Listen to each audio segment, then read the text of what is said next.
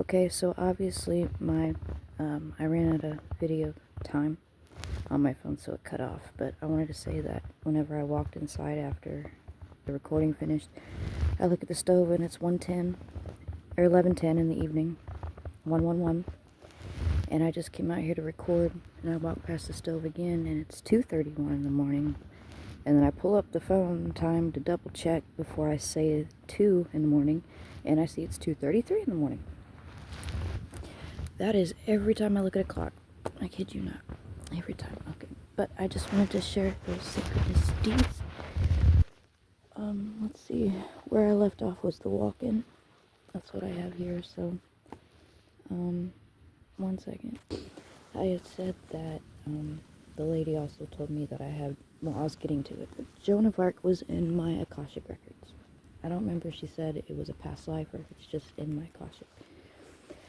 But about 2 years ago, I've always wondered what I'd look like with short hair. I've always had shoulder length or longer.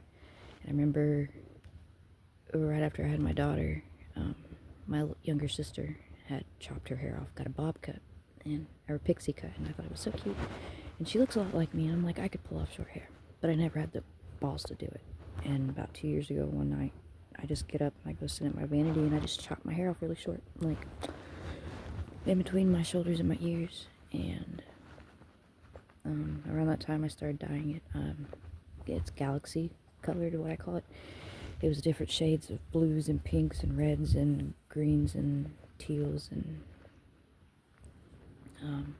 purples, different streaks. It was really cool. But anyways, wow,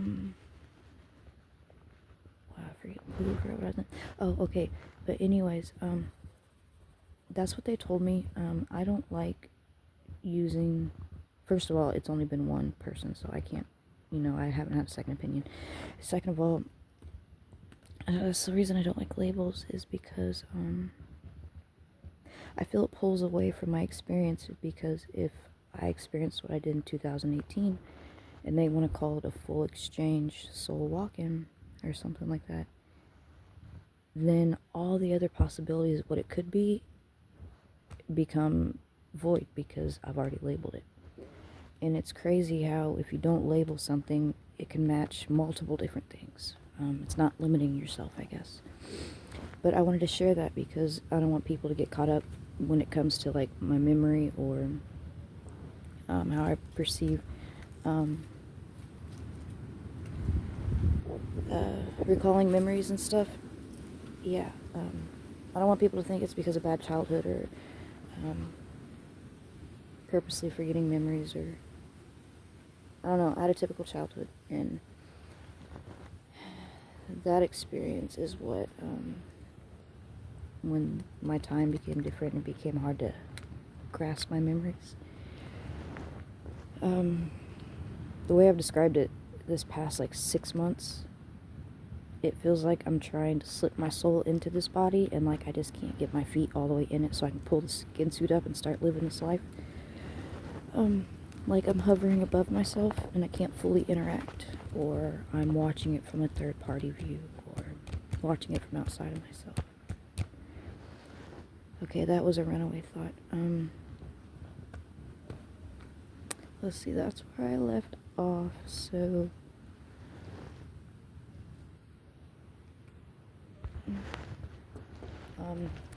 all these experiences, okay, I'd like to share with you guys a couple ones that I found out recently that were meaningful. This one time I was walking into the grocery store around the same time I was activated by Tom, and I was walking past the bread aisle, and when I looked at it, I seen the bread on all the shelves, right? But then there was like an overlay image or video of like people in a factory like making this bread. And I remembered I instantly felt mad that all these people think they have the right to this bread. Like, if their life depended on it and they needed to make bread to survive, these people didn't know how. None of their energy, none of their love, none of their time, none of their potential went into making that bread. And just because they had this paper, they thought they had the right to it. And I remember seeing this couple, and they're just laughing, giggling, and grabbing the loaf of bread, and I remember feeling really bad for them, like, like, that's dead bread. Like, that's energetically dead bread. Like they talk about with, like, living with meats and stuff. Like, if it's treated bad, it's bad. Yeah, like, bread does that too. If you don't put nothing into it, then you're buying emptiness. And I can't remember exactly the terms I used back then. It sounded better back then, but yeah, and I learned that's called a prophetic overlay or something like that. There was quite a few times with Tom, and I remember once with my mother. I looked at them, and I saw them at a really, really younger age. Like, Tom was in his 40s, my mom was in her 50s, and I remember looking at them, seeing them like they were in their teens or 20s. And it was long enough to where I was like, yo, bro, like, right now you look like you're 20 years old. What the fuck's going on? And he's like, what? And I'm like, yeah, seriously, like, you look like I was coherent enough to notice the change. It lasted long enough to where I was able to bring it up to him and talk to him throughout it. And it happened multiple times. And the beautiful thing is, my daughter, I don't even know if I told her this at this point, but she came to me and she said, I want to see a picture of Mima when she was younger, which is my mom. And I'm like, why? And she's like, I was looking at her and I swear to God, she looked like she was 20 years old. And so I dig through my photos and I find one, and she's like, that's exactly how I fucking saw her. And I recently learned that it has something to do with, like, timelines falling together or overlapping, or me being able to see different ones, or me being able to see their soul age, or, you know, their true age, where they stopped truly. I don't know. There's lots of different ways to interpret it, but apparently it's not common. Like, it's obviously it's not common, but I don't know. Again, I've never put labels behind any of this. I just experience it, and I've been fortunate enough to I'll experience something, and then I'll learn about it shortly after. For example, I want to say right after Tom came around, I was pulling a double at Subway, open to close, and at an hour break, and I was outside steam cleaning the backseat of my car because my kids had made a mess, and I was taking advantage of my time. And I got done, and I sat down in the back seat, and I rested my head, and I was just listening to the traffic go by. And all of a sudden, I felt my breathing shift, and I felt it go into automatic mode. That's the only way I can describe it. Like, my body started that deep, heavy sleep breathing. And I was thinking to myself, like, oh my God, I think my body just fell asleep. And I'm like, what the fuck's going on? This is weird. And about a minute later, my employee comes out, and he's like, hey, Jessica. And I'm like, what's up? And he's like, oh, sorry, I didn't mean to wake you. I was like, I wasn't sleeping. He was like, you look like you were sleeping. I was like, no, now I'm seeing it as, like, resting your eyes or a power nap type thing. Yeah. But anyways, a few days later, I'm at home, and I had recently got a free month of this Gaia app I just discovered, this website place thingy. And all of a sudden, this meditation pops up about awake mind, sleep, body, and I'm like, holy shit, that's what I went through. And I wanted to group all the meditations together, but I'll tell you this one real quick. I laid down to meditate to it, and Tom had gone to take a shower, and I was laying there, and it starts counting down, and it gets close to 10, and I just get really nervous because I'm starting to feel all of this, like, tingling and like, floaty type. Okay, so the way I describe it is, imagine you're laying on a thin plank, right? Laying on it straight, and then put that plank on top of a pyramid-shaped block. Okay, so now you have the plank balancing on this point, right? Now imagine that board teetering side to side, and it slowly gets faster to where you know you're about to rock off and fall. That's how it feels a lot of the time when I'm falling into meditation. It literally feels like my reality is on that point, just teetering left to right, and it starts to get faster. I feel like I'm about to fall off. And it was my first time ever really laying down trying to meditate after that very, very, very first time. And yeah, I got scared, and I actually went to get Tom, and I waited for him to get done. I made him lay down and try to meditation with me, but whenever she counted down that time, nothing happened. Like, it seemed like it was doing something, but then when she got, like, 5, 4, 3, like, nothing, I felt nothing. I had to pause it for a split second. I paused it at 10:01. Reflecting numbers, anyways.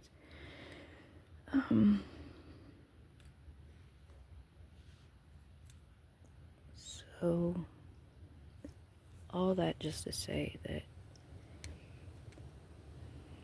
I've felt like all of this was just kind of handed to me. I don't have control over when these things happen or what I take away from them or what I'm supposed to do with them. I just experience them, and then it's like they go in the vault. Like, they're just back there hanging out. And I've always questioned, okay, for the simple fact that I haven't really interacted with the world much, I'm afraid that what I'm experiencing is either normal or something that a lot of other people go through, and the fact that I don't know what other people say about their shit makes me feel like I'm gonna make myself look silly, because everybody's gonna be like, well, like, this is nothing special, like, it's not a message for the whole world, you're just going through an awakening like everybody else in the world is. And so the lack of knowing other people's stories is partially why this is freaking me out to do this. And also that I don't have any control over, like I said, how or when it happens, or and I can't tell people what it means, or, you know, and it's like I didn't earn it in a way. That one's kind of hard to wrap. Okay, I'm gonna go around that one. Let's see, with my memory, I always say, like, when I have these synchronicities or experiences, I'm telling myself, like, oh, write it down, take a picture, or screenshot it. It's always like, oh, I'm not gonna forget this, I'm not gonna forget it, and then I don't write it down or save it, and then poof, it's gone. So that's always fun. I've just recently started jotting them down as I catch them. That's how I'm able to make these little things. That's why they're kind of all over the place, because I'm going off of just bullet notes.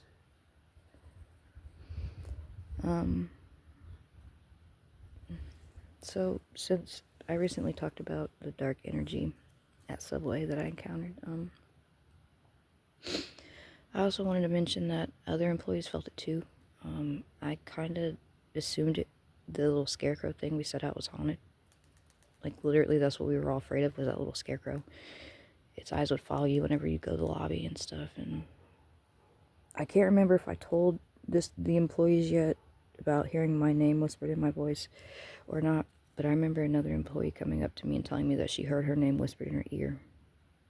But I, for the life of me, can't remember if it was before or after I mentioned anything, because it happened around the same time. And I was kind of scared to say anything about it at first. But yeah, that was an energy that we all felt, and it came out of nowhere. Like, nowhere. Like, I worked there for years and didn't have any problems, and all of a sudden it was like, bam, like I was scared to be there at night. And towards the end of my time there, my stable time there, one night I was closing, and I'm not gonna lie, I was drinking a little bit, and I felt ran out of the store again, but I wasn't like running out. I was like more like just getting my shit pissed, because I had shit I had to do. And I go to fill up my soda, and I start just going off on the back corner, because we all feel like the spirits in the back room. And I just start going off in the lobby like, you don't know the shit I've been through, and fuck with me, motherfucker, I'll fuck you up, da-da-da-da. Just like letting this thing know I ain't scared of it, I guess. And yeah, I just wanted to note that experience also. So around all this time, this stuff's happening too. I worked for Subway for like 5 years, and towards the end it started getting harder and harder to go to work. I got to the point where in the mornings I'd be on the phone with my district manager just like crying, like, bro, I just don't want to go in today, I don't know why, I don't want to be there. And he'd be like, come on, Jessica, you can do it. And my last day going into work, well, one of my last days, it was when I was crying on the phone to him, and my cat and this other cat got into a huge like cat ball fight right in front of me, and I'm just like screaming, like. And then I get back on the phone, and I get myself in the car, and I'm on the way to work just crying, like I don't want to be there. And the morning before, when I counted the change came up to $13.31, and I was like, oh, that's cool. And so the next morning is the morning I'm driving to work where I am, and I get there, and for the second day in a row, the change came up to $13.31, and the bills came up to $111. And I just started hearing about angel numbers and stuff like that, and I'm like, 111, like, I don't know, it just... So that day for lunch, I go across the street to a gas station, and I get a scratcher ticket, and I play the Powerball for number 13, because at this time I have a feeling like just a lot of money's coming my way. And when I turned 18, I played scratchers and different lottery, and for like months and months straight, I never won $1, so I quit playing for years and years and years.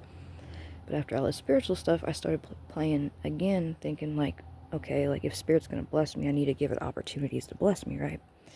So I went across the street that day, and the number 13 was sticking out. So I buy the scratchers for 13, and then I play numbers for the drawing games with 13. And I can't remember the other numbers I picked. But anyways, the next day I'm checking the ticket on the app, and it gives me this response I've never seen before. So I Google what this response means, and it means that it was a winning ticket over $5,000. I'm like, bro, it's fucking awesome. And then,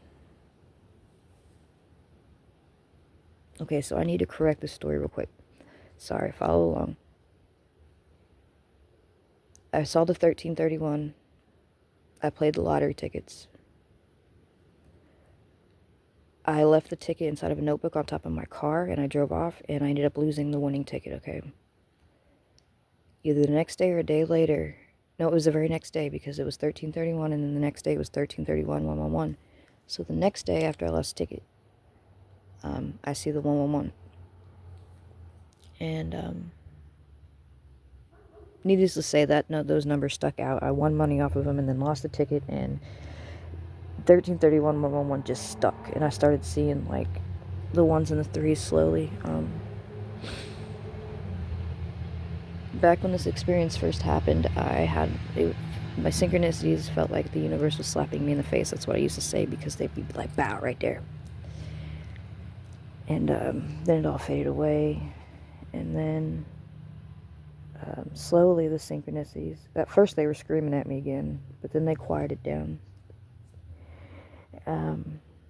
Anyways, there was a lot of things I used to care about back then too. I cared about always having like nice, fresh, clean shoes. I'd wear them and I'd come home, clean them every night. I had like 10 different pairs I switched between. I always had my backpack with me. My backpack was my life. Not only did I live on the streets and have to have everything I owned in a backpack, which became a habit, I also liked the weight of it on my back. I felt pulled to the ground, I always enjoyed that. Like I said, I would go tanning. I like the fake tanning, the sunbeds. I always kept my hair done. I cared about my appearance, basically. And I would clean like crazy and organize like crazy. But then when all this started happening, all that stuff started fading away. I stopped cleaning my shoes. I stopped carrying my backpack. I stopped dyeing my hair. I quit tanning. Like all the stuff that I used to care about that were like my identity just seemed like it fell away. But anyways, a few days after the 1331-111, I quit Subway. Like, even though I had kids to support and I'd been there so long, and I felt guided. I want to go off in a different direction, but I know I need to stick to my bullet points, that way I don't repeat things throughout videos.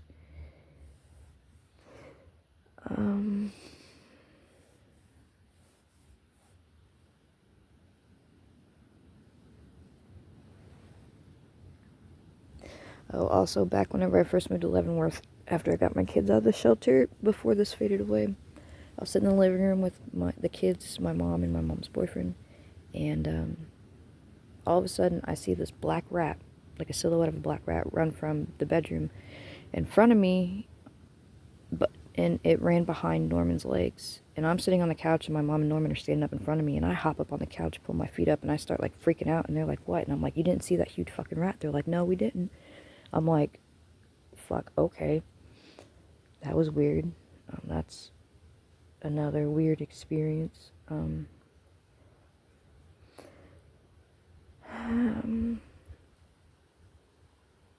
So growing up, after I found out about my grandma's past, I would always say to myself that me and my cousins were going to be the generations that stopped that stuff, where like it officially stops happening. And I used to say that we were going to be the generation to stop it.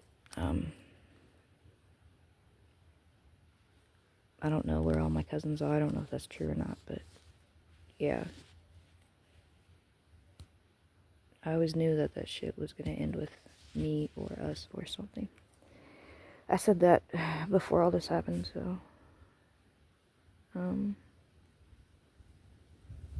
Also, growing up, so my sister got me to smoke a cigarette when I was 8 years old, 8 or 9. I was out in the garage with her and one of her friends, and my sister was like, "Here, smoke this." And I hit the cigarette in front of her friend, and her friend was like, "Oh my god, that's so fucking cool. She's so young." Da da da da.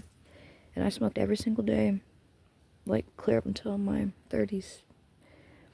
But when I would tell people, like, people would be like, "Oh, I started smoking when I was da da da age." Well, I'd be like, "I started smoking when I was 8," and they just look at me, and I'm like, "Yeah, but since I started so young, like, I know one day my body's gonna tell me it's time to quit. Like, I just know in my gut when it's time to quit, I'm gonna know. Like, I'm not worried about it." And that's exactly how it happened. Like, I guess you'd say I manifested it or spoke it. I don't know. I would say things in the past before all this even happened in 2018 that I would just say that looking back, it's like, how did I know that? Like, my daughter's almost 14, and back when she was like 1 or 2, she would start throwing a fit, and I would look at her and I'd be like, "Hey, that's not my McKenna. I want you to dig deep down in that belly and I want you to pull out my McKenna because that's not the little girl I raised. I want my baby back. This isn't my baby." And she would always look at me and she would stop and she would start behaving better. Like, it was how I got her to stop that, because that behavior was whatever. And I didn't realize what I was saying back then, but looking back at it now, it's like, how did I know to call out her ego like that? Like, I don't know. Where are we at? We're at 22 minutes. I'm gonna have to end this soon. Okay.